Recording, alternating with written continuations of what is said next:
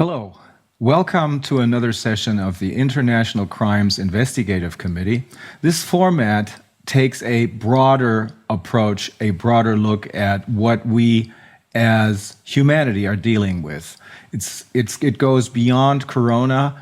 It looks at the other tools that the other side has in their toolbox to keep us in panic mode, such things as the Ukraine crisis, the Ukraine war, global warming, climate change, gas and food shortages, etc., etc.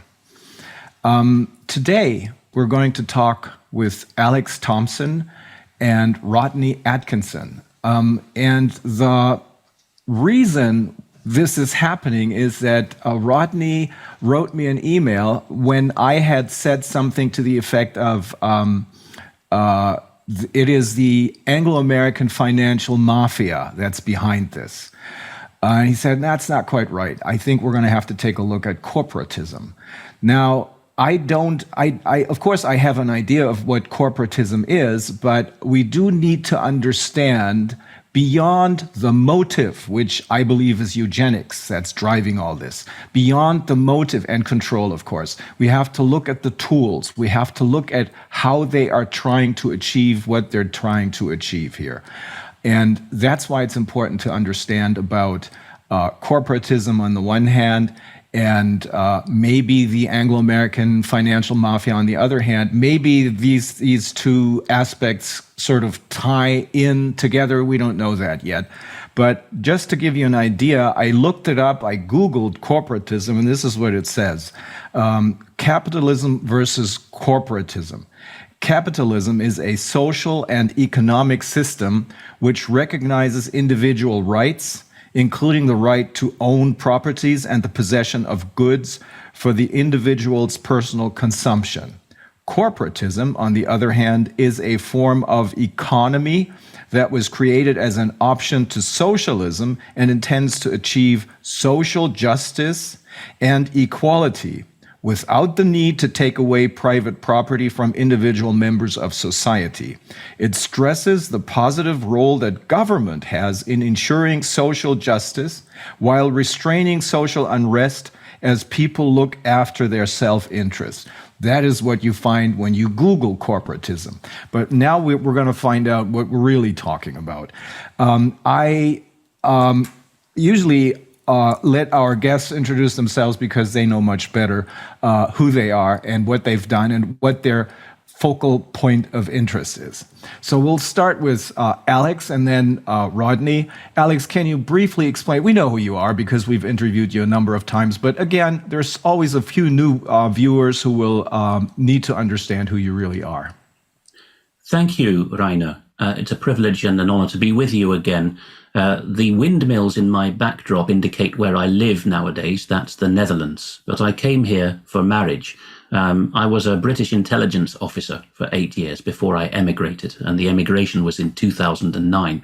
I was at Britain's Signals Intelligence Agency, GCHQ, with a geographical specialism in the former Soviet Union, and with also a couple of extra specialisms which developed as time went on there in weapons of mass destruction, the non-technical aspects, the more proliferation politics aspects, the policy aspects of using them, and also counter-terrorism, particularly in an online setting. So that's my professional expertise. When I spoke to you, particularly in the grand jury format before, what seems to have grabbed people and what went quite viral in some languages, I understand it was well subtitled and dubbed in Hebrew and French and Japanese, was that I was I was the first speaker setting up the historical day of the grand jury testimony. And for that, I was drawing on my pre-British intelligence background, my schooling at one of our elite boarding schools, Rugby School, and at Cambridge University, and my more general knowledge of how the British establishment does things.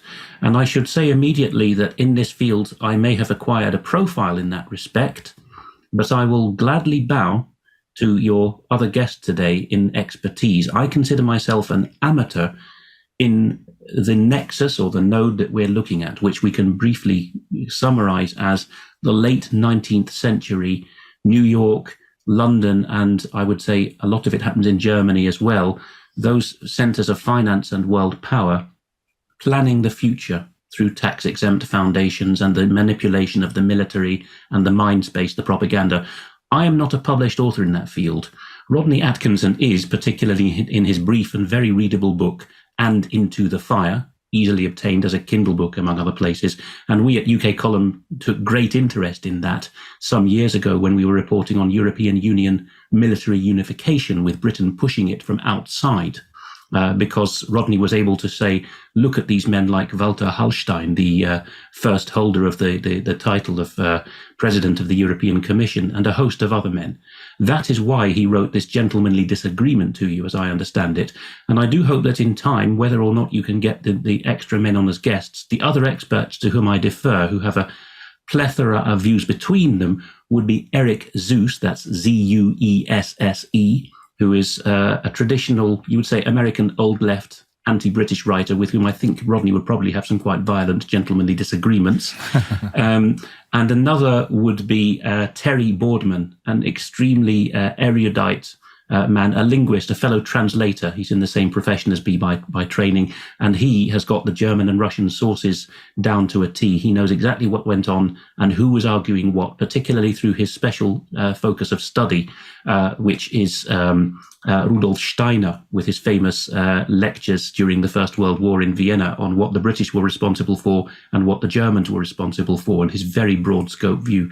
Those two men, I think, would complete a good solid lineup to get this focused, because it is an Anglo-American, Anglo-German issue, because we're looking at certain concentrations of power and thinking, roughly in the 2 decades either side of 1900, and people easily, if they're left or right, conservative, liberal, pro-Anglo, pro-German, they will easily go off into one way of thinking or another. But certainly Rodney, Eric, and Terry, between them, will be able to correct that. And I'm merely the portal who's brought this question to people's attention.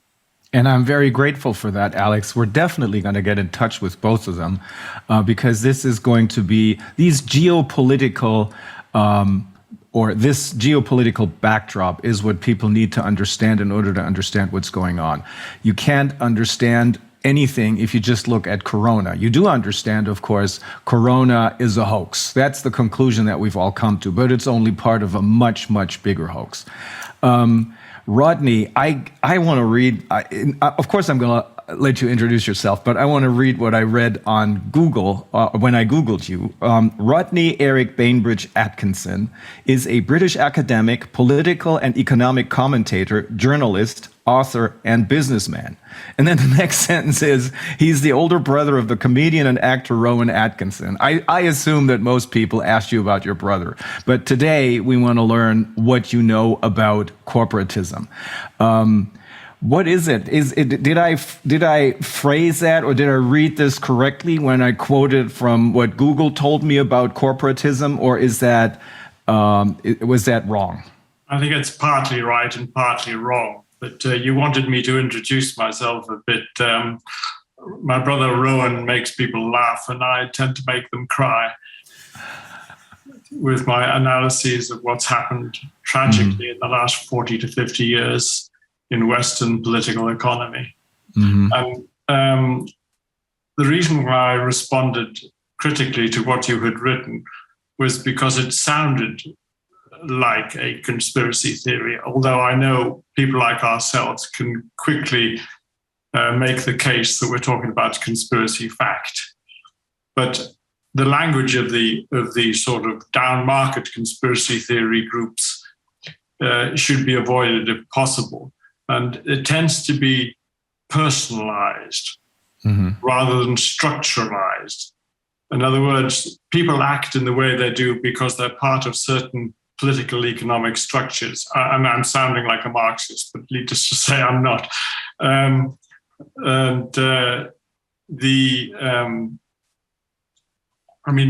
Perhaps shall I say something about my background first? Yes, please. I was a lecturer at the University of Mainz in Germany between 71 and 77. And I was then in the City of London in merchant banking, first with a British bank called Grindlays, and then with a French bank called Paribas, or Banque de Paris et de Pays-Bas, as it used to be. And then I left to found a company called Public Issue Conferences, where I got together individuals who worked in corporations and in government in order to analyze the policy crises which they faced. And I think I was fairly influential through that in helping, particularly in the energy field, to stop excess profiteering in the energy and state energy businesses. At the same time, when I got to London back from Germany, I joined various political groups, the Adam Smith Institute, Bow Group, and I wrote a lot of policy papers in the 1980s. Perhaps the most important one in financial terms was a paper called Why Import Gas, which saved the country about $20 to $25 billion in gas imports, because this was a classic case of a large state corporate enterprise called British Gas, which had a monopoly of supply and a virtual monopsony of buying power. And as a result, it was able to suppress gas prices in Britain, but was able then to pay more for gas from Norway in order to maintain its control.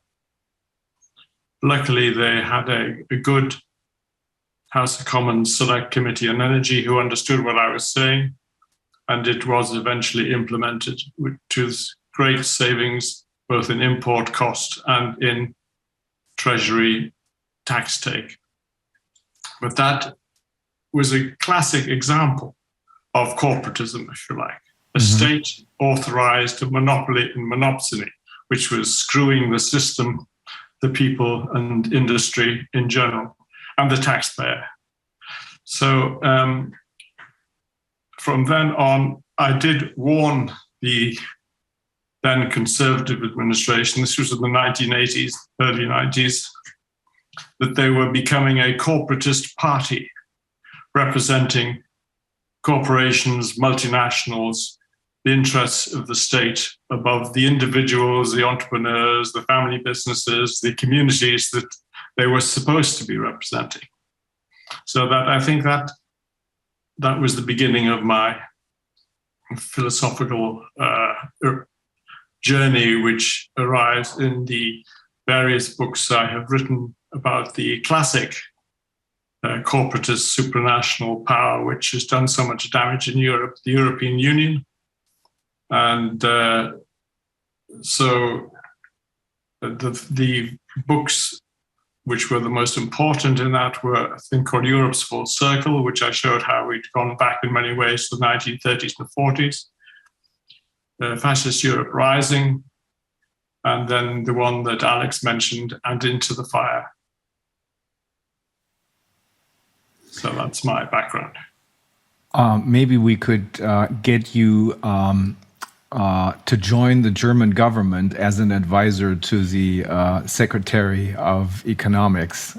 You probably know that is a guy who doesn't know anything about anything. He doesn't know anything about bankruptcy. He says, oh no, those corporations, they're not bankrupt. It's just that they can't pay their bills anymore.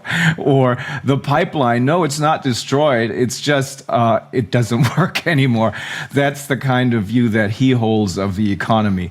But can you explain again, what was it about the gas deals back then, which you said this is a perfect example of what corporatism is all about? It sounded so familiar from when I look at what's happening here in Germany about the gas supply, for example, which isn't there anymore because of the sanctions, which kind of boomeranged and are now destroying the German economy. What happened back then? Well, as I say, this was just, there was no wartime background, of course, and it was purely the structure which the successive British governments had set up, that British Gas had a state monopoly of supplying industry and consumers, and that same organization had a monopsony, which is a monopoly of buying power for corporations operating in the North Sea. Mm-hmm. And this was an extremely unhealthy situation, which came to a head for me when this particular plan to import gas from the Norwegian Sleipner field came up. Mm-hmm. So I analyzed it and I showed how prices have been suppressed. And of course, in the energy field, you have a very good example of how prices reveal. And if you manipulate a price, it conceals the truth. In other words, if you're controlling the price of gas at an artificially low level, then by definition, you have so much less gas reserves, because gas reserves are counted as economically recoverable. Mm-hmm. If the price goes down, by definition, far less is economically recoverable. So the very definition of what you're talking about depends on the free movement of a price, providing, of course, the free movement happens in a competitive market. And of course, this was a classic case of there being no competitive market. Mm-hmm. So philosophically, this incident, this case of British gas imports was extremely important, that unless you have freedom of price and competition and contribution from individuals and corporations, you cannot know even the truth of what you're talking about. Because the truth depends on the price, and the price depends on the competitive nature of business. So philosophically, I found that a very interesting real-world example. Does that mean, from what I read earlier, does that mean that corporatism is closer to socialism than to capitalism? Well, I always say that corporatism is the authoritarian socialist form of capitalism. Mm-hmm. And if you look at the people who really decide and control business today in the Western world, nearly all of them are, of course, akin to apparatchiks in the communist system. They are not the owners of the corporation. They do not contribute capital themselves. They are not responsible directly in their own pocket for the losses. And they are close to the state, the government, which has, of course, a monopoly of everything. Government has a monopoly of control of what people, nowadays, as we can see, even of what people say, never mind law, taxation, and legislation in general. Mm-hmm.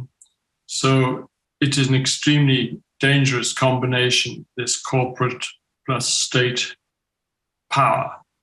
And we have seen how in corporatism, the far left and the corporate right combine they shouldn't, in theory, combine. It doesn't make sense, but fascism and National Socialism don't make sense.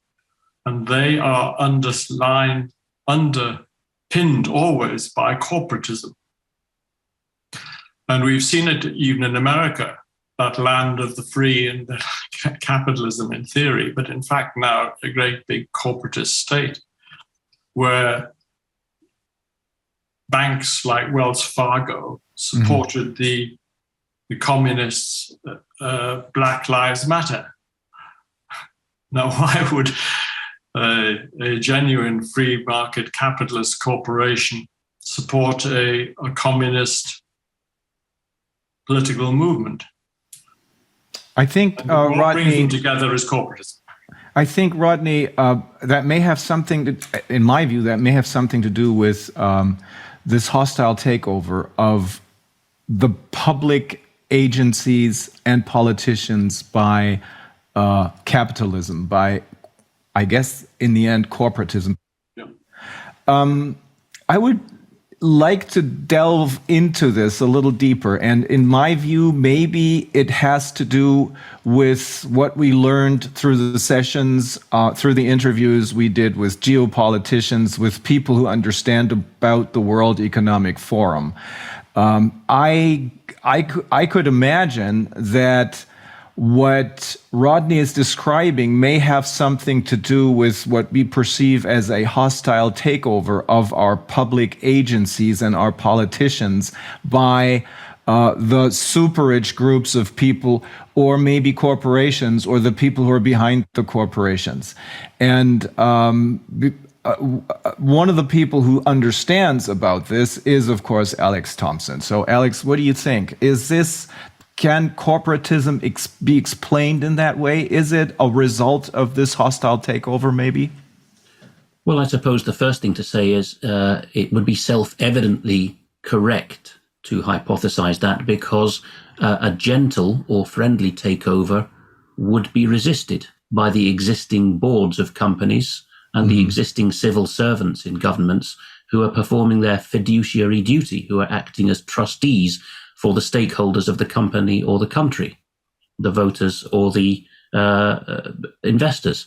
You know, if people are honestly told there is a new philosophy coming, gentlemen, and it regards human beings as ants, then you are not going to find a very friendly response.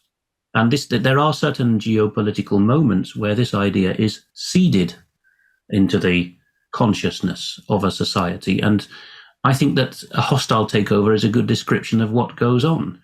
Read W. Cleon Skousen's book, The Naked Capitalist, which is itself a summary, a much more digestible summary of Carroll Quigley's famous book, Tragedy and Hope. He traces how figures who dream of a new world where everyone is an English gentleman come into Oxford, and later their protégés run the government in London towards the end of the 19th century.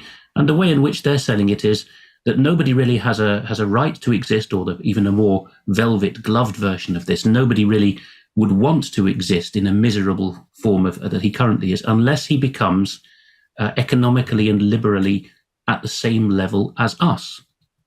And, you know, some very heavily suppressed historians, Manuel Sarkisians springs to mind, a difficult surname, Sarkisyanz, an Armenian American academic who would be in the same camp as Eric Zeus, old left and fervent critic of everything that's British and establishment, point this out. One of the most suppressed books there is, although more available in Russian than in English and German, is about how this thinking that corporations would run people better than people could do themselves really inspired the Third Reich. You know, and there's quotations in there of Germans at the time when the Third Reich rises, and of course it becomes one of the fruitions of total corporatism together with Mussolini's Italy. They are saying to each other, we must become a Herrenvolk, which is often mistranslated in English as a master race. A fairer translation would be a nation of gentlemen. You can see how this gentle velvet gloved idea is creeping in, that corporatism, telling people what their proper job is, telling them how much energy is to be allocated to them, telling them what their values should be, starts off as this supposedly noble striving to get everyone to be up to the so-called enlightened level of a late 19th century English gentleman. And the thinkers before and during the Third Reich look to London and say, I forget the 5 points that were made, but Sarkisians quotes it in the beginning of his suppressed book, that, look, the English are Herren on all 5 points of the scale, and we poor Germans have only managed 2 out of 5 yet. We must become more like the English overlord class if we are to rule the world. And this then goes to the United States. And again, hostile takeover is the name of the game, because the tax-exempt foundations, I think I mentioned this data point in my testimony to the grand jury, they are already saying in the first decade of the 20th century, the Edwardian era, the 1900s, they're already saying we must involve the United States in a world war so that we can reshape society afterwards. So people, given their national or philosophical commitments, they're going to say this is a German or an Italian or an English or an American or a left-wing or a right-wing problem. But the thinking springs up in that Gilded Age, that generation before the First World War. And hostile takeover, although it's a modern term, is a very good summary of what's going on there. And it then persists after the Second World War. A man who I don't think you'll be able to interview because he's in poor health now, but again, one of these rare academics who's got both the languages and the physics and the occulted history is Dr. Joseph Patrick Farrell, Farrell. He writes very dense and hard to understand but useful books, and the one that's relevant here probably is entitled, I think the first part of the title is The Third Way, and then after the colon the subtitle is The Nazi International. And it's again, it sounds a very lurid title, but he, I think, has got a very similar understanding to Rodney here, that when the Third Reich sees the writing on the wall, we're going to lose the war on the ground, it says, well, let's make sure that the Fourth Reich is more American than German, that it's not really German territorially. And let's inveigle our way into American companies and teach them a new strategy. And the other meaning of Third Way, in Farrell's understanding, is that from the point of view of the parts of the German deep state that are planning it, it's the opposite of Lord Ismay's famous statement about what NATO was meant to do. Lord Ismay, the British chief of the Imperial General Staff, who ran NATO at the start, said, and this is from a British perspective because the British are not mentioned in this quotation, NATO exists to keep the Americans in, the Russians out, and the Germans down. What did the defeated German deep state say? Well, we are literally and figuratively now occupied by American or Anglo-American capitalism and by Soviet communism. Let our third way be that we bide our time over some decades until we can mount our own hostile takeover of the corporations of both West and East and push these two occupiers out and have our own Mittel Europa again.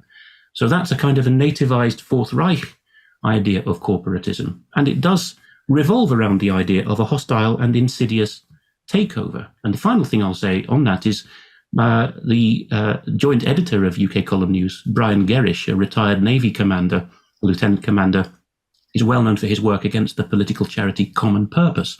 And the key philosophical word that's used for their idea is communitarianism. Very similar in labeling to corporatism. Communitarianism, which is pushed by the big banks and corporations. Deutsche Bank was named specifically as a major funder. Also, the Chicago node in America is very important for that, where the darkest part of American corporatism seems to reside. The idea that's being pushed there is people should stop considering their own interests, their families, their individual identity, and their financial solvency. They should be thinking more about the interests of the community. And that goes straight through to why groups like Wells Fargo and so many others, Catherine Austin Fitts is the expert on this, support these radical groups that smash shop fronts in desirable parts of American cities. You know, what's the communism there for? It's to bring in a new world order that's based around well, wasn't it Hermann Göring who came up with the phrase Gemeinnutz vor Eigennutz? He was the big pusher of pseudo-environmentalism in 1930s Germany. So these ideas are transnational, and wherever they pop up, the idea that is that of an enlightened class of rulers, which really for the plebs' own good needs to push them by guile, a word that's often used in these circles, including by the founder of Common Purpose, Julia Middleton, should use guile and sometimes steamroller the opposition in order to take over, in a hostile sense, the existing structures. Yes, one of the other phrases of Common Purpose is, of course, to act beyond authority. Mm-hmm. And there's a classic case which gives the politicians the authority to act beyond politics and the businessmen to act beyond business, and they easily therefore combine. And of course, what the objection I always have to the word elites is that these people are not elites. They are elitists. In other words, they define themselves as elite. And they do so because of the corporate power that they possess, not which they have built up, but which they have taken over by virtue of their function. Do they consider themselves to be above the law? You're saying they're not bound by any rules. They go beyond anything that the pleb needs to adhere to? Do they really consider themselves to be above the law? And do they justify this by claiming that this is for the good of the people? Yes, well, I'm sure Alex would probably agree that that's exactly what common purpose does. Yes. And of course, the corporate man has been encouraged to believe this by the number of extremely favorable subsidies and favorable legal advantages, which he has traditionally been granted by the state. Because governments, I mean, the Conservative government in Britain has for decades now talked about business. And they weren't talking about everyday business by individuals or families or communities. They were talking about big business, because those are the ones who increasingly grew the proportion of their donations to the Conservative Party. And of course, since the 1960s, the percentage of individuals who own shares in those corporations has declined massively. So even a libertarian kind of, certainly classical liberal institution that I know very well, or knew very well at one time in London, called the Institute of Economic Affairs. There's a good example where two men, Arthur Selden and Ralph Harris, whom I knew very well, had a certain free enterprise, libertarian view of life, and their policy recommendations reflected it. Even the IEA became increasingly academic, if you like, more towards the institutional academic structures of the country. They took more and more donations, not from entrepreneurs, but from the big corporations. And I think they have been somewhat diluted, to put it mildly, because of that. But that just shows you how insidious corporatist processes become. You see it perhaps more clearly in countries where the corporatist takeover is sudden. Ireland springs to mind. I hope you can speak to John Waters at some point, a superb Irish philosopher of the current moment. France, which of course had its slogans of liberté, égalité, fraternité, which Rodney and I think fundamentally disagree with what the aim was, well, not with each other, but with the French revolutionaries there. But they kept it at least as a nominal national strategy, and you would think that this would keep corporatism at bay. If you think of the way that the French government, including at EU level, stands up and externalizes these problems as Anglo-American corporatism and says, not in this patrie, this will not happen. Suddenly Macron is elected, and what were his most outrageous of all statements to the French? Two that were hardly noticed outside the French-speaking world. One was where he turned around and negativized the French self-image and said that refractory Gauls, in other words, rebellious Frenchmen who wanted their own interest in their own families, were no good. And the other was when he said that he was so frankly surprised by the spectrum of people that he'd met. I think it was at a rally or a campaign, or no, it wasn't. It was a meet and greet on the street at some event he'd been to. He said that alongside speaking to the great and good at this event, he had met lots of personnes qui sont des nuls, people who are nobodies, people who are losers, right? This is, in a nutshell, is corporatism taking over a country. And as Rodney has intimated, it can happen in a conservative, wood-panelled post-war British boardroom. It can happen in a totalitarian regime in mid-20th century Central Europe. It can take many forms in many countries, but you will always recognize it when the new guys come along and smugly proclaim that ordinary man is not good enough. It happened in science fiction. H.G. Wells, for the 2 generations before the First World War, in fact, he survived till the Second World War, was writing science fiction in which, in one book, of course, he famously described mankind not long hence as 2 species. The refined and effete Eloi, who live for sexual pleasure and profit, or enjoying profit, and the Morlocks, who are these underground caveman thugs, whose only strength against the Eloi is that they are much tougher and can gobble them up. This is the fear that is foreseen a long time coming, and it's whatever your religious or philosophical upbringing, however you think of the nations of the world and your stereotypes in your mind, it can come to your neck of the woods.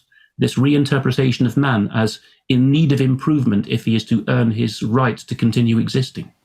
Well, and its latest edition could very well be, what's his name, Yuval Harari, right? Yes, because it can come, he's of course an irreligious Israeli, but in a sense that is now how this thinking has penetrated Judaism, which I must insist, in the face of many who would vehemently deny it, has always been an egalitarian in the positive sense creed, particularly within its own community, that the poorest Jew is entitled to the same respect and to be left alone to manage his own business as the richest. But Harari comes along, and he is in a sense comparable with Nietzsche in that there is some complexity to the man's thinking. He's saying outrageous things. Nietzsche's equivalent was "we have killed God," which is a better summary of what he said than "God is dead." He actually said "we have killed God." So he was warning people. Harari, in a sense, is saying the same with his Homo Deus talking point, isn't he? That, gentlemen, do you know, well, I'm not being sexist, but just, traditionally one says gentlemen to gain the attention. People, because I hate saying guys, it's too informal. Gentlemen, do you realize what we've done here? That's what Harari is saying, really. Do you realize that we are now going to have to assume the responsibility of creator? Wells was up for it. The traditional Christian, they were mainly Roman Catholic writers who stood up fervently against this, were G.K. Chesterton, quoted, of course, by Giorgia Meloni, shortly before her rise to key office in Italy. And at the same time, there was the Frenchman who was one of the Manchester MPs, Hilaire Belloc, who wrote against the party system. And this, both in the continent and in the Anglo-American world, was something that was new in the early 20th century, encroaching and allowing corporatists to slice and dice the whole market, because the party loyalties went above everything. And Wells vehemently wrote against Chesterton and Belloc.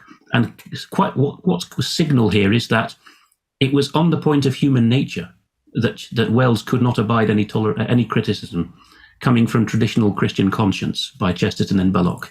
He said, "You must just allow me to note that human nature is in need of a tweak, and if you don't admit that, then I'm just going to deride you." So that's the key node, I think, at which things go wrong, is when people say human nature needs a change. Yeah. Can I say something about Macron? I mean, Macron is the classic corporatist. If you look at his background, it's interesting how we're talking about the collectivism of capital and collectivism of labor combining in corporatist and statist power. But the irony is that because they are collectives, they come up with dictators, they come up with individuals, the very opposite of what you would think. But those individuals are not accountable to other individuals whom they despise, as you rightly quote Macron. He said something else rather derogatory, didn't you? After he met people saying the plebs sort of thing, or words to that effect. And Macron himself, you see, came to power not through any democratic credentials whatsoever, but through personal connections. He wormed his way up through the financial world, I seem to remember it was. Yeah, he's a banker. That's right. Because he knew someone who knew someone who, and then he got into the political sphere because he knew someone who, etc. A good example of, as we know today, the World Health Organization is one of the great corporatist, globalist, power-hungry organizations, which has been guilty of quite horrendous misjudgments at best,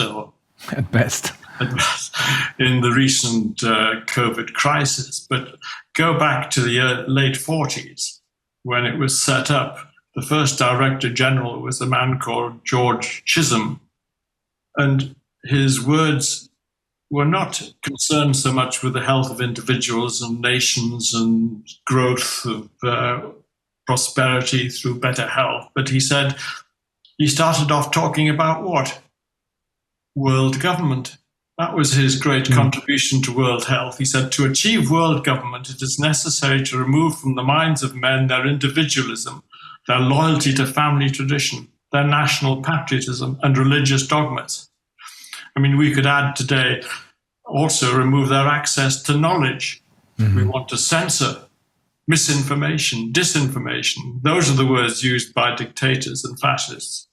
Or their access to their own representatives. actually, we can't allow them to actually vote for or select their own representatives to go to Parliament. Oh no, the party, the government, they have to select an approved list of people who they are then allowed to vote for. Interestingly, in the forthcoming election for the leader of the Conservative Party after the resignation of Liz Truss, they have added an extra layer into the process. When the members of Parliament select down to 2 alternatives, and previously they put those 2 alternatives to the party members. But this time they're going to actually have a vote pointing to which of the 2 they want before the party members vote. I mean, this is a not very subtle way of directing from the centre, in a rather more subtle way, of the centralised control of the whole democratic process. Or should we say political process? It's democratic, it is not.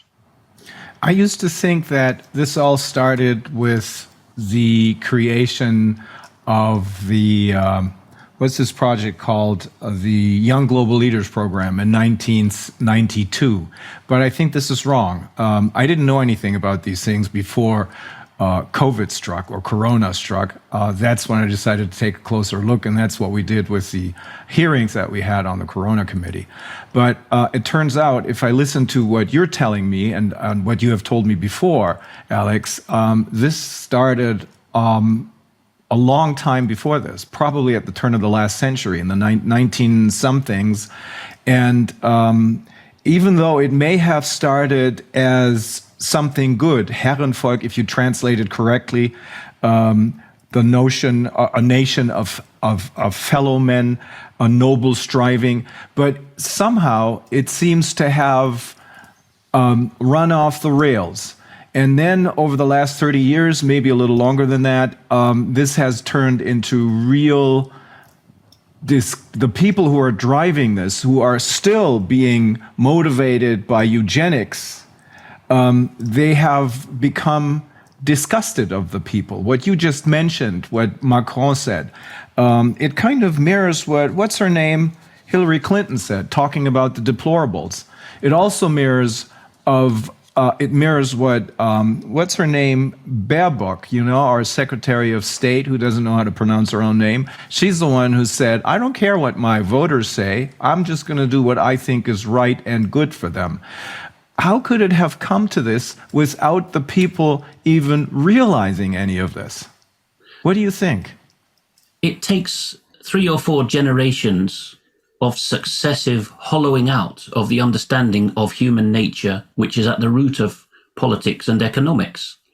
In economics, the big debate is between the Keynesians and the Austrians, or Misesians, and their big question is, are we driven atom-like by numbers? We have a new interview up on ukcolumn.org with Bob Murphy about this very question at the moment. Or are we people who don't need 3 degrees in statistical subjects in order to work out what people want to buy? Do we understand human nature innately? And we have given, including in psephological terms, in voting terms, we've given, as Rodney's just outlined in a nutshell, everything up, generation by generation, to forecasters and experts, so that we end up not at the US end of the scale with open primaries in some states and counties, which the Tories, one wing of the Tories, tried to bring into Britain, and it was immediately squashed, which is always a sign that it's doesn't fit with the agenda. We end up with a more proportional representation, closed party list system. Of course, in Germany, you have still the Direktkandidaten, and in theory, a non-aligned person, a non-party person who's popular locally in a constituency can get into the Bundestag that way. But this is one of the safeguards that is not liked. The system wants control, and the confidence of corporatism has taken a great beating.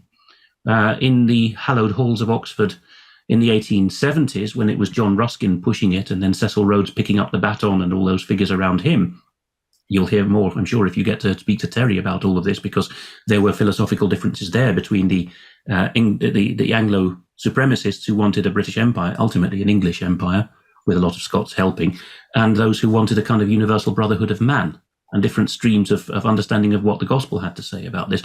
But you end up with 100 years later, such a lack of confidence in man that it comes out in blurting out, less in English, particularly among the British politicians, because they're very suave. But continental politicians can be a bit blunter sometimes. And before Macron, we had Sarkozy.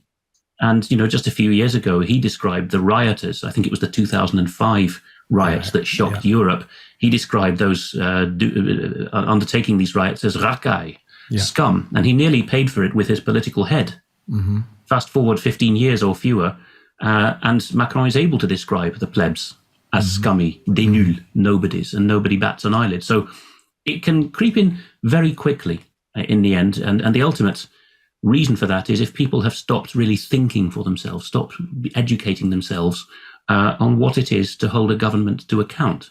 And you mentioned there, Rainer, this point of fiduciary duty. Baerbock is now speaking a bit like those very defiant British members of parliament who are reminded by their constituents, you made an election promise, or you're supposed to be available to speak to your local voters and take orders from them, ultimately, if enough of them give you orders. For a few years now, particularly, I have to say, among the Conservatives, as the way our system works, that you see this more among them, they will say, well, that was before my election. Now I'm in Westminster, I'm a sovereign being. You can scuttle off into the undergrowth. This happens quite a lot. And if you whittle this down to a technical point, it's I don't have fiduciary duty. And the exaltation of this plastic, fake concept of my conscience. Baerbock, of course, being a Green with no historical underpinning whatsoever and a fake human backstory, as kind of a shepherdess figure, like, a pre-revolutionary French figure playing at being a little rural poor girl. She's very able to pluck the strands of this model that's been presented to her and just say, well, I'm just following my conscience. I have a big heart for the Ukrainians, so sod my voters. But we've seen this in a more sophisticated, understated way creeping up, particularly in Britain, I think, more generally the English-speaking world. And that's the long tail behind it is I don't, never mind what my voters want. I know better than them themselves what's good for them. And I got to hear that through my university training, my common purpose training, by going to the right bank, by being injected into the right seat by my party. So that again is whichever jurisdiction you're looking at, that's the root of it. This assumption of knowledge at the top level is an extremely dangerous thing. That's why I keep coming back to this gas price. Remember, we didn't know how much gas we had until we had a fair price, a free price. The freedom of the price and the movement, the competitiveness, the alternatives, that gave us the definition of what we are or what we have. Now, Friedrich von Hayek, whom I met some years ago in London, I gave him a copy of my book called Government Against the People. And actually, I'll tell you a funny story. He had been to Downing Street the night before. And this was a time of still some quite serious IRA terrorism. And he had gone up to the front door and they said, name, please. And he said, Hayek. And he's looking for the name. He says, as in high explosive.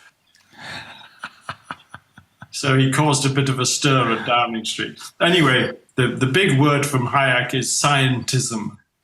In other words, pseudoscience, pseudo-knowledge. And it can more easily become established in the big corporation, in the big organization, the big institutions, where so much has to be taken as read. I mean, it's part of the nature of the large institution. And of course, quite decent people in those positions say, listen, as you were saying about the early 20th century, there's no reason why they shouldn't all be gentlemen like us. And of course, the trouble with that is that there's nothing that someone at the top can do to create that. It has to be spontaneous. In other words, people do accept that they're poorer than other people. What they don't accept is if there is a process which stops them emulating those people who are better positioned than themselves.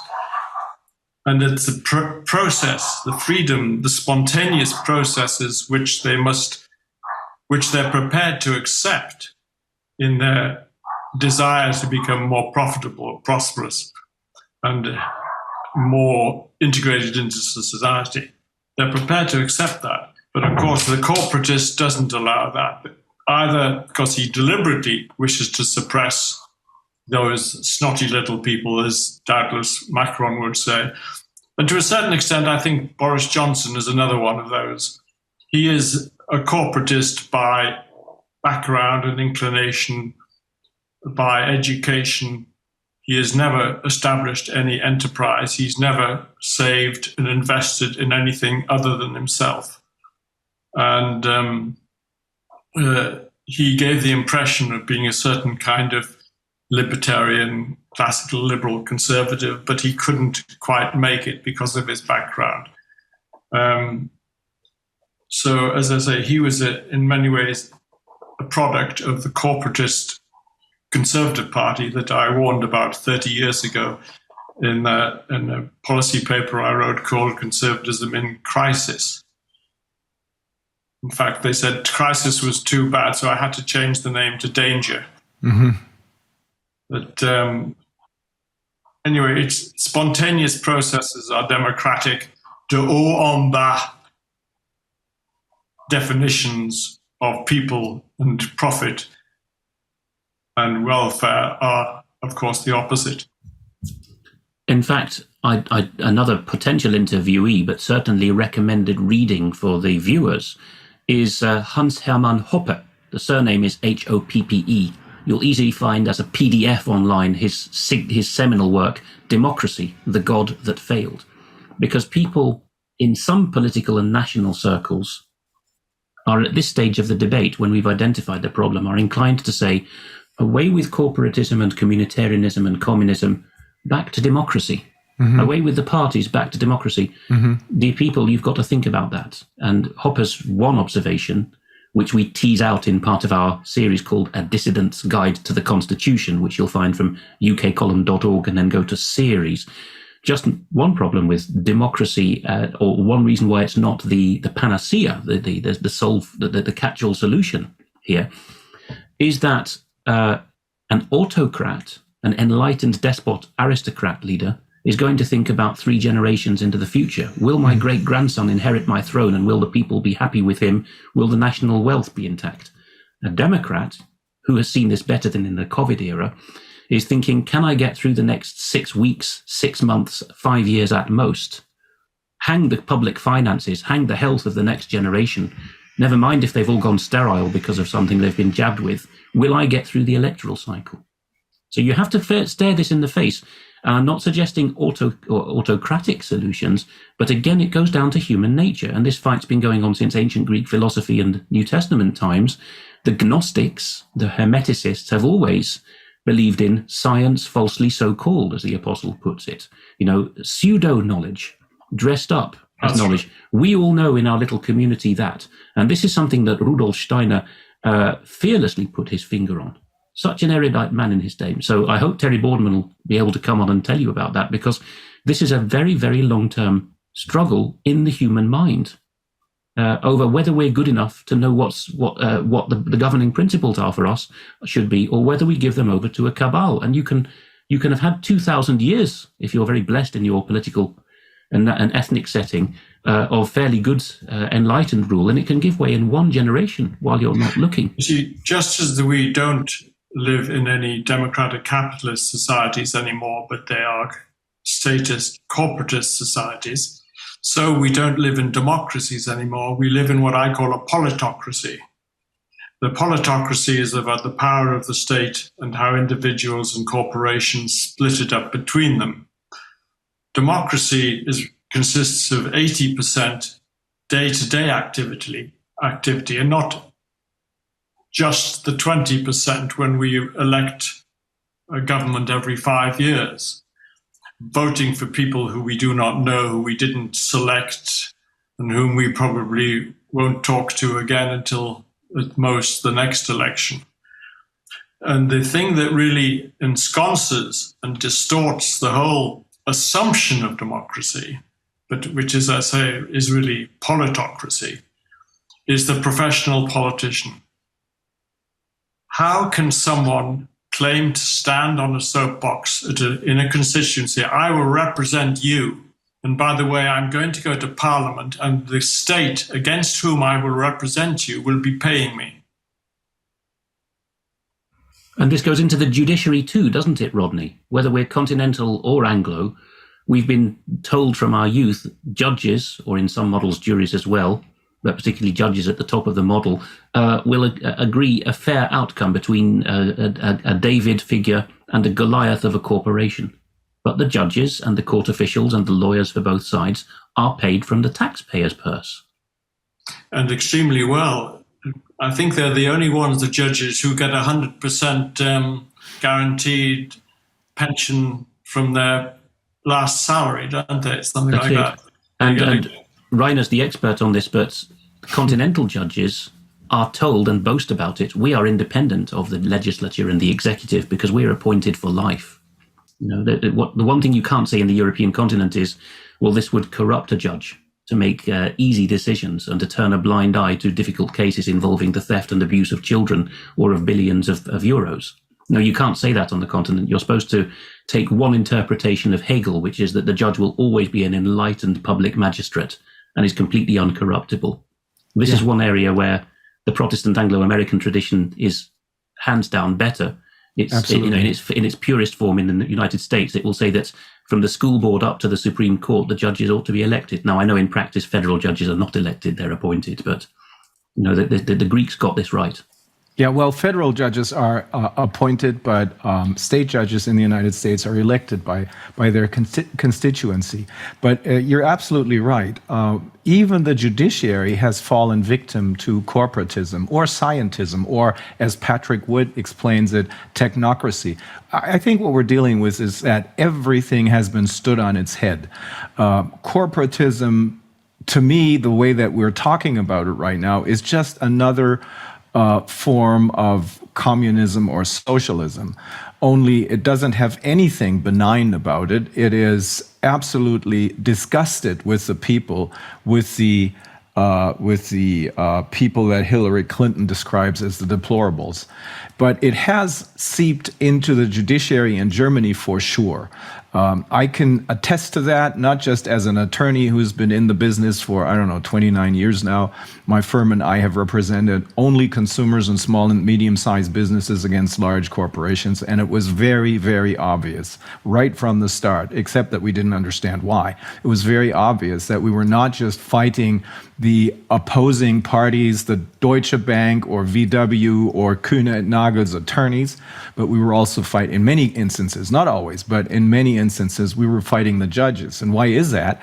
Because in Germany, even though in theory judges are independent, of course, they're not really. The way that they're brought up, the way that they're trained, I guess our friend Martin Schwab, Professor Martin Schwab, he would gladly attest to this. The way that they're trained is that they learn that they have to bow to authority. They learn, for example, if you're a judge in the state of Lower Saxony, that one of the biggest employers in this state is VW. And then if you have a case against VW, I think that's a perfect example. If you have to adjudicate a case against VW, for example, for the diesel fraud, then you always have to take into consideration as a judge the fact that VW is the largest employer in this state. On top of this, and that makes it even more complicated, if he rules against VW, he also rules against his own employer, because his own employer, which is the state of Lower Saxony, owns 20% of the shares in VW. But it goes far beyond that. You encounter the same kind of problem when you go after Deutsche Bank in Frankfurt, for example. It goes far beyond that because politicians in this country in particular, this is my personal view, are completely in the stranglehold of the lobbyists of the large global corporations. And that's what we're talking about. When you're saying corporatism, as you said, as you said, Rodney, these are large corporations. We're not talking about entrepreneurs. That's the ones that they want to destroy because they're the ones who are creative. They're the ones who have their own minds. But by way of these lobbyists, they have control over the politicians, and the presidents of the courts are also part politician and only part judge. They even write annual assessments of the judges who work, I shouldn't say under them, but in their judiciary. They write personal assessments once a year. And of course, they're not going to say, in that example that I just gave you about Lower Saxony and VW, they're not going to say, oh, he made a mistake by not, and this is the end of his career. But they're going to write something much more subtle, which will be to the effect of, well, he should have maybe taken into account the fact that VW is one of the largest employers in this state. So in that sense, the judiciary in particular, and I can only speak to Germany, is totally in the stranglehold of corporatism. Corporatism in particular, because most of the judges know very well, and they have no problem getting a just decision in a landlord-tenant suit. But when it comes to large corporations, they're under the thumb of these corporations by way of the lobbyists taking control of the politicians who then rule into the courts of law through the presidents of these courts.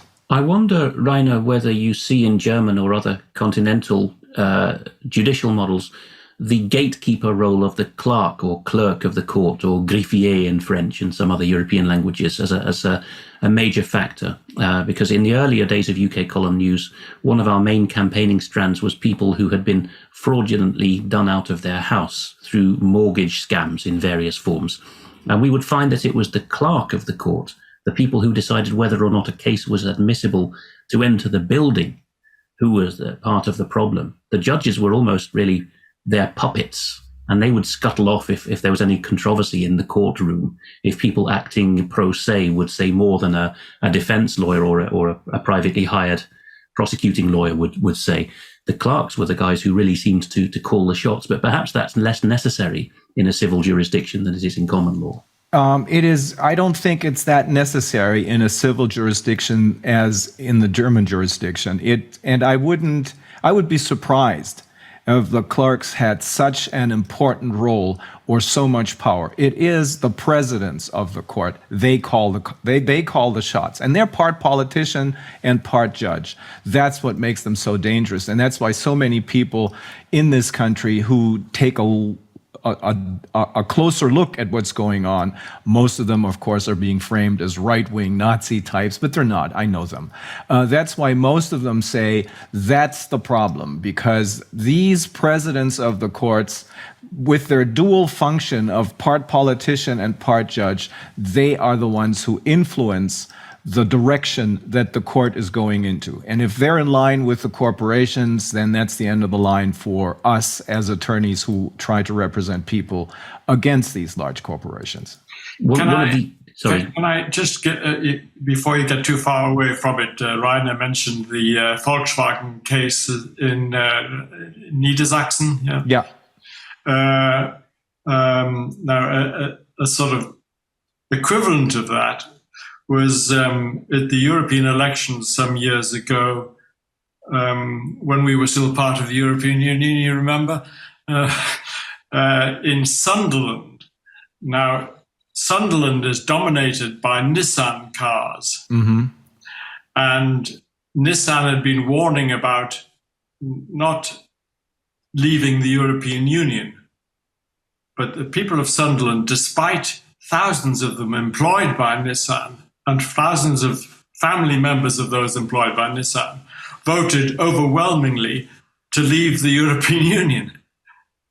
Now, you see, when it's not a question of functionaries in the state and legal system, but of direct votes in the democratic system, you get the opposite effect of what you described in Niedersachsen. Mm-hmm. I think that was, what do you think, Alex and Rodney? Was that, when Brexit, was that something that was out of the other sides of the corporatism people's control? Was this an accident? I think it was, actually. Or was this part of the agenda? I don't quite understand.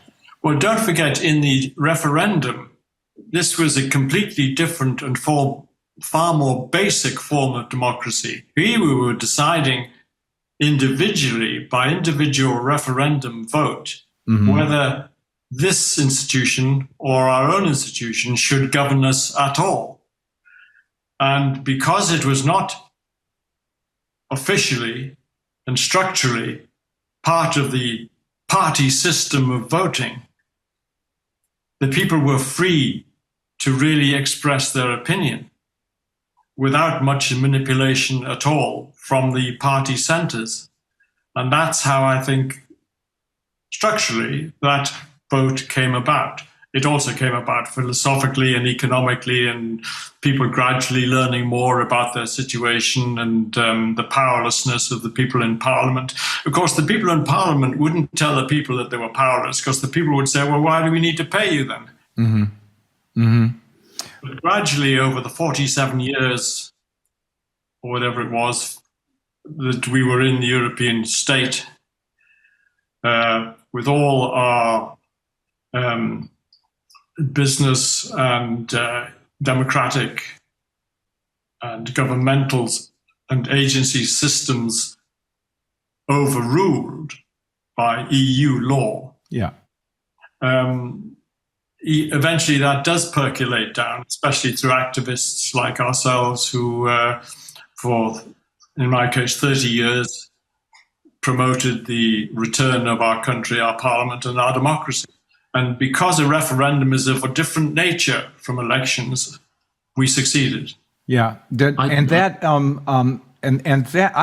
always been against this EU behemoth, because it was right from the start. I was just when it happened, I was in the US with my good friend Björn Pirwitz. We were getting ready to go to law school. He went to Texas A&M and I went to UCLA.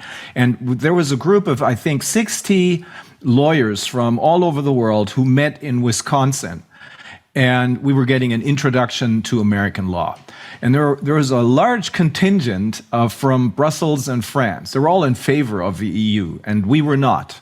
I thought, this is going to go wrong. This is going to take away our individual culture, our identities in the long run, and it's not going to be good for us. Was that what happened then with Brexit? Was that maybe a rising up of what Hillary Clinton calls the deplorables? Well, I think ultimately, yes, because Cameron, and we know this from Tory and European continental sources in Brussels, Cameron had been convinced that the media machine, the mind control model, and the good old-fashioned electoral fraud that happens all over the Western world now would deliver the correct result to remain in the European Union. Otherwise, he wouldn't have staked it all. But I'm very interested, since you've asked a long-term question there about mentality changing over half a century, very interested in what Rodney has to say, because he's one of the heroes who's been with this the whole time. And in the midpoint, both chronologically and in terms of the developments, the midpoint of Britain's membership of the EU was the Maastricht Treaty ramifications, and Rodney is one of the duo, together with McWhirter, that attempted to take Douglas Hurd to court for treason on the matter. Douglas Hurd, of course, was the Foreign Office Minister who'd signed the treaty on behalf of Her Majesty. I've heard Douglas Hurd talk 2 or 3 times to private establishment audiences at Rugby and at Cambridge, and together with other diplomats of that post-war era like Sir Percy Craddock and Sir Frank Roberts, in private, when they were talking to the public school boys and the Cambridge boys, they would always say, well, of course, we had to push the silly plebs into the European unification to make a killing for the City of London, right? So that's the background to it. There was a heckler once who said to Douglas Hurd, I think this was in the 90s, Rodney, I'm sure will correct me if I'm wrong, you'll be sued for treason one day, or you'll be prosecuted for treason. It's a criminal matter. And Hurd shot back, no court in the land would convict me. But no false modesty here, Rodney. Do tell us about your book, ultimately, Treason at Maastricht, and about the case. Did you get a fair hearing? And did the mentality then shift between the early 90s and the mid-2010s? Well, the extraordinary thing about what Norris and I did was that we actually got massive publicity day after in all the newspapers in the country. Never got either before or since such massive publicity for a popular uprising, in this case against the European Union. So we were astonished at that, but very pleased, naturally.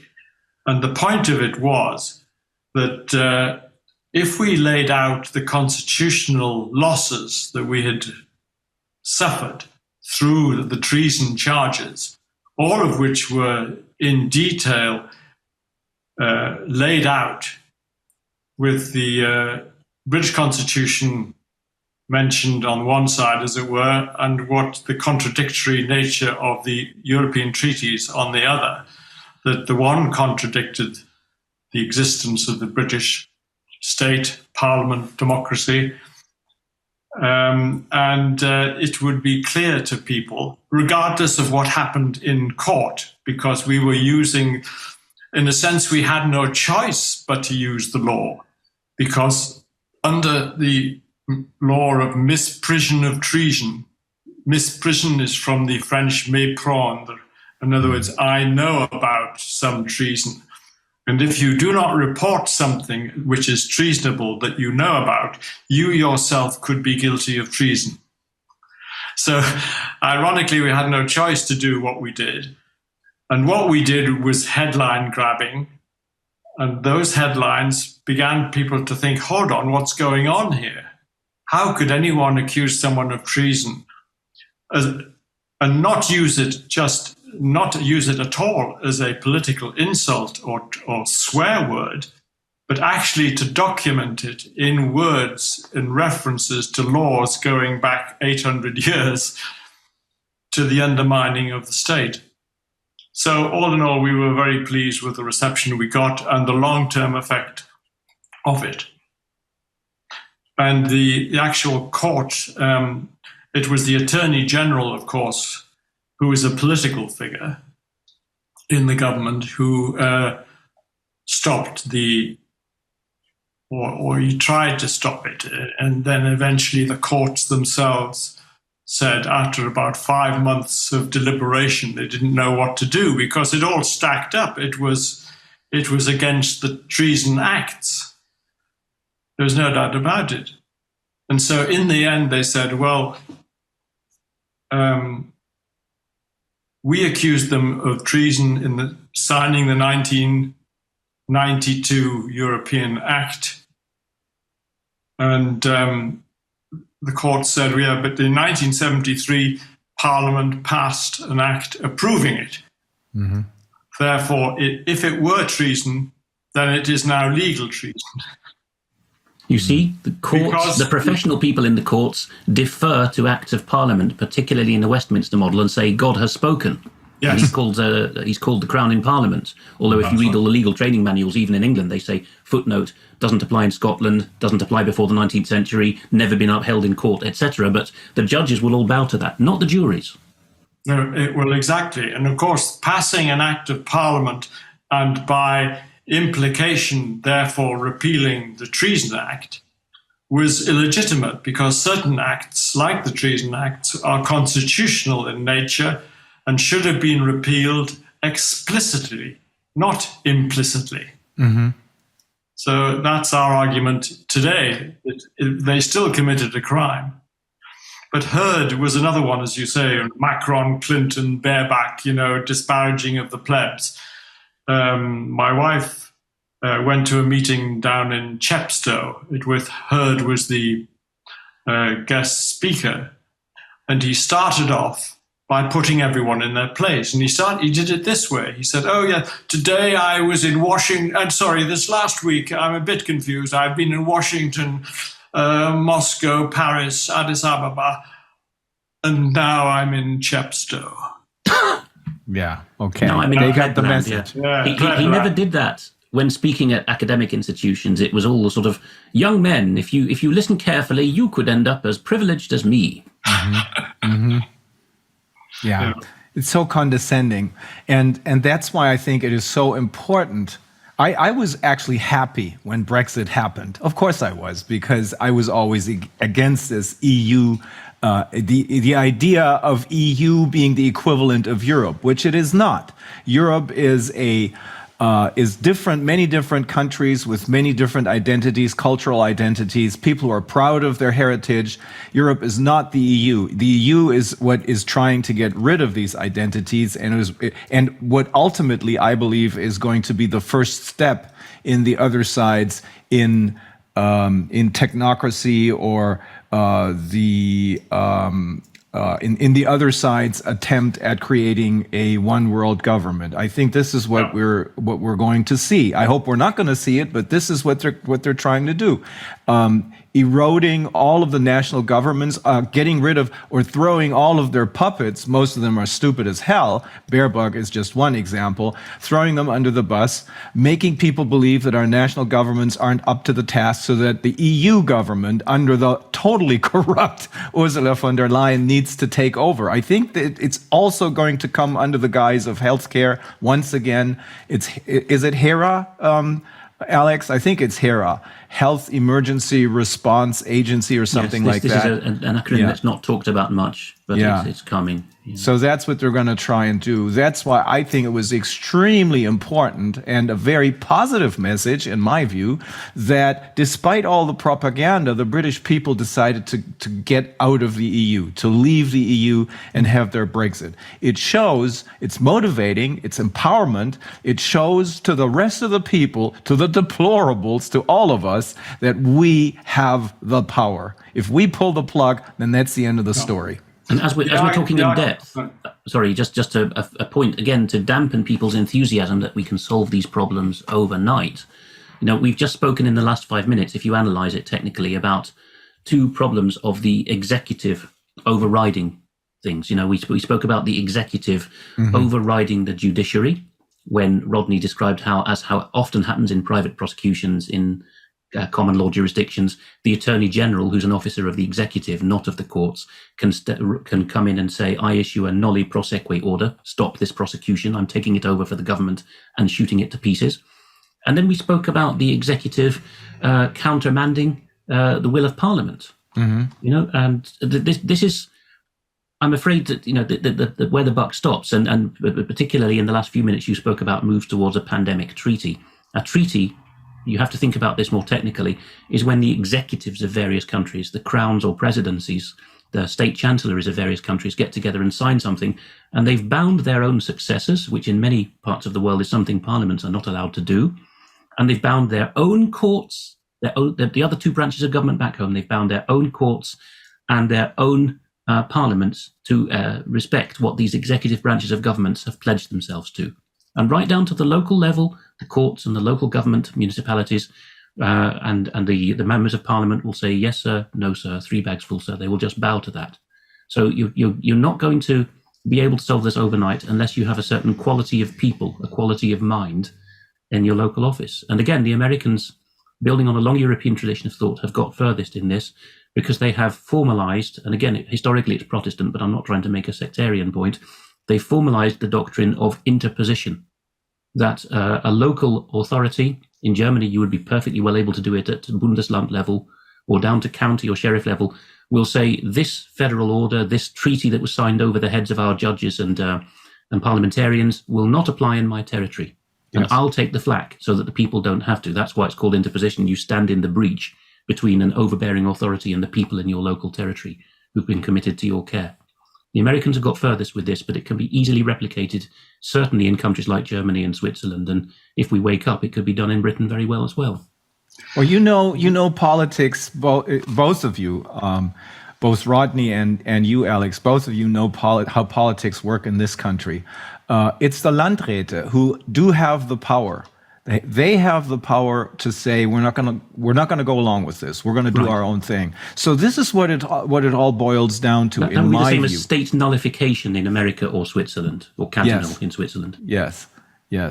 Well, what it all boils down to is that there's got to be a way to stop this. Of course, there is a way to stop this. Ultimately, I even believe that corporatism is self-destructive because it kills all creativity by focusing on global corporations, which are not creative. They always buy these small entrepreneurs, these small businesses, because they don't have any creativity of their own. Ultimately, it's self-destructive, but we don't have the time to wait for them to self-destruct. We have to do something now. And in my view, the example of Brexit is a perfect example of people taking their fate into their own hands and deciding that they're not going to go along with this loss of identity, because that's what it really boils down to, with this loss of identity. People deciding that they, each one of them on an individual basis, we're not talking about national sovereignties right now, but personal sovereignties, that they have the power. That's all it takes. I know it's not easy. It's not going to happen overnight. But if we, all of us, focus on setting up our own structures, having our own tailor-made, custom-made, regional authority, taking back authority from those global institutions that are trying to take it away from us, I think this is going to work. It is happening. I think it is happening everywhere right now, not just in Germany. It is happening in the United States. Even our friend Anna Garner, she was one of the lawyers on this model grand jury investigation. She is in the process of creating her own separate judiciary, just in case the system's judiciary doesn't function anymore. But as you pointed out, Alex, it's different in the United States in that we do have a number of judges who are willing to uphold the rule of law, who will not be bought. A case in point is the decision that came down in Florida on April the 18th of this year, where a federal judge said the government does not have the power. The executive, the administrative state shouldn't be there. The government doesn't have the power to issue mask mandates for trains, planes, on airports and in train stations. And as opposed to what's happening in Europe, it is the government didn't dare ignore that decision, because that's in the name of the people, and it was the people who quite obviously demonstrated that this is what they wanted. Because right after that decision came down, everyone was celebrating on the planes. Even the pilots came into the cabins and started to dance and celebrate with the people. Or do you see any other way that we can go in order to, is there a way to curb this, or is the only way to stop this by stepping away from it and by setting up our own real grassroots democratic system? Well, can I just say, throughout the 30 odd years that I was active against the surrender of democratic sovereignty to the European Union, to the corporatist state of the European Brussels establishment, my philosophy was that you have to have, in a democracy, you have to have a certain homogeneity of voter.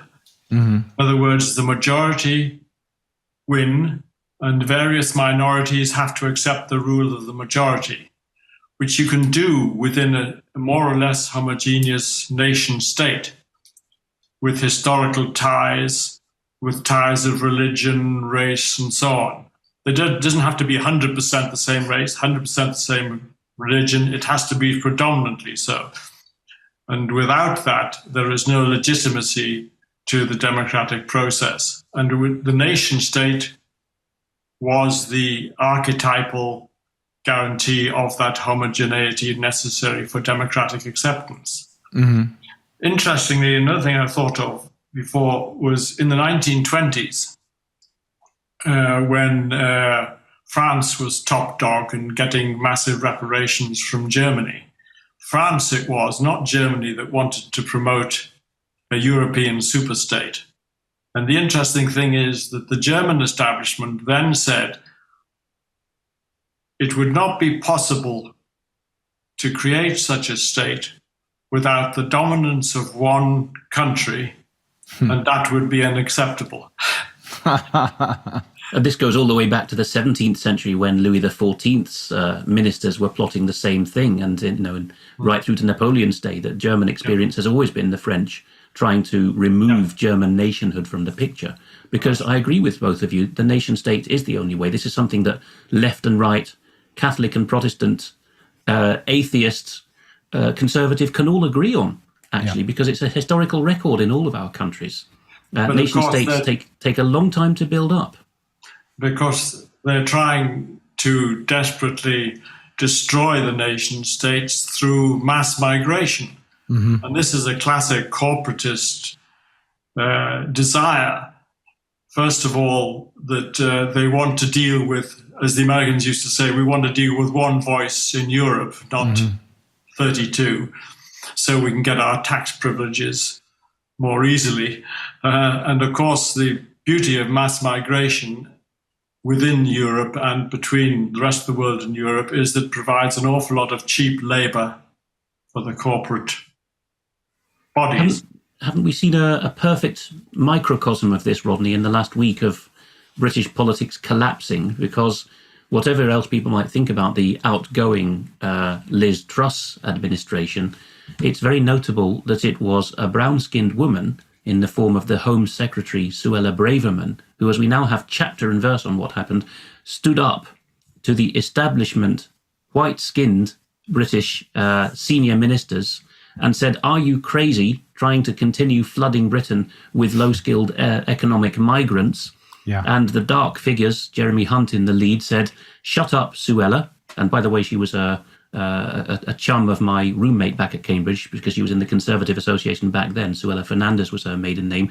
And in fact, she's out of this picture completely of what we've been discussing because she's a Buddhist. You know, she's from a different part of the world intellectually and ethnically, and yet she's standing up for the British values here. She was told to shut up because a recent creature called the Office for Budgetary Responsibility was going to rate the British government's solvency, and this was going to affect the markets. So we understand that to be corporatism, again, telling us what to do. And so just shut up, bring in more hundreds of thousands or millions of workers so that we can balance the books in the short term, or at least appear to do so, right? So it's the wrecking of the nation state. This is another aspect of corporatism, which I think is important. It's extremely difficult now to identify who's responsible for anything in particular, both individually in the political sphere and business-wise in the corporate sphere. In other words, you find corporations, they bring in consultants to tell them how to manage the corporation. The example in the Tory party is that no one could represent conservatism, but they brought in people who were not easy to attack if they did represent conservatism. Yes. In other words, black and brown, people like Javid and Kwarteng and Braverman and Priti Patel. Extraordinary transformation of the leading offices of state in the United Kingdom. And it's due to this fact that people are always looking for other people to delegate to. We have the Office of Budget Responsibility. We have the Institute for Fiscal Studies. They're given far more airtime by the BBC than the ministers involved who are supposed to be representing the people.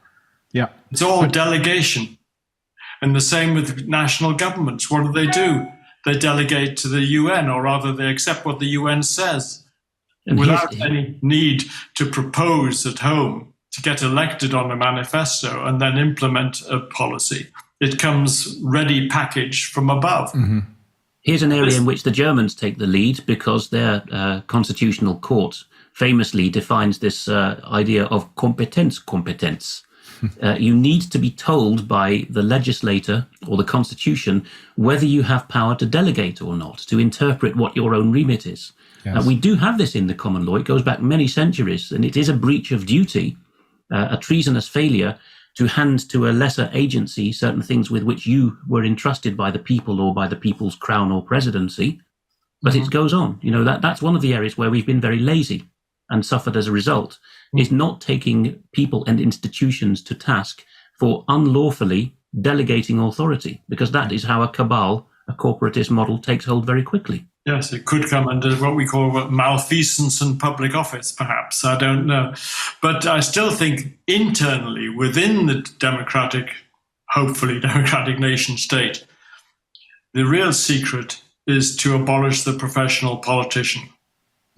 Because the politician paid by the state to represent the people against the state is obviously a non sequitur. It is just mad.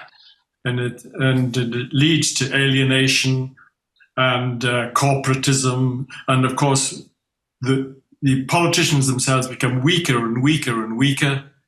And so what happens? It's the people behind the politicians who govern, not the politicians. Exactly. The front are the puppets.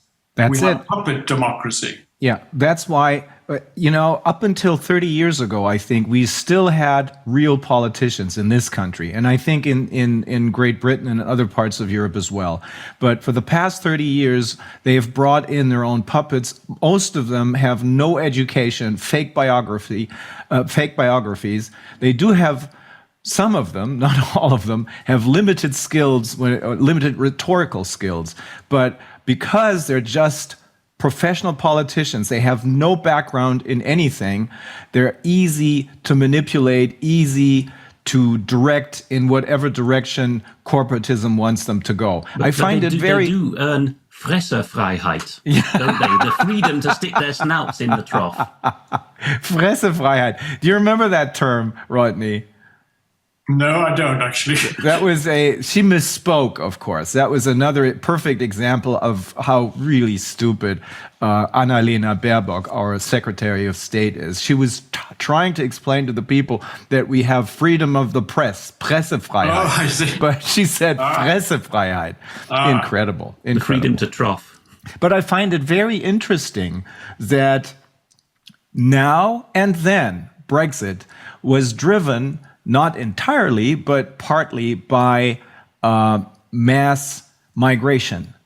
Because on the one hand, the people who are driving this, the corporatists, I guess, of course, they want mass migration because they want cheap labor. But on the other hand, the real people, the people out there who should be able to decide their own fates, they are afraid that they're going to lose their identity because that's what's behind this.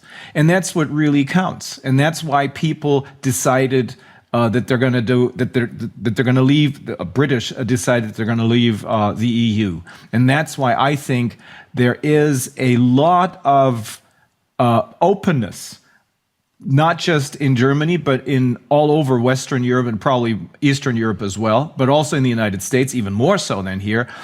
People are quite open to the idea of regaining their national and personal sovereignties. And that's what's going to solve this problem ultimately. There's two tips I have for you, Rainer, when you get stateside again. One is to try to meet a Christian pastor in Michigan who's been to prison for his convictions called Matthew Trewhella. The surname is Cornish, Trewhella.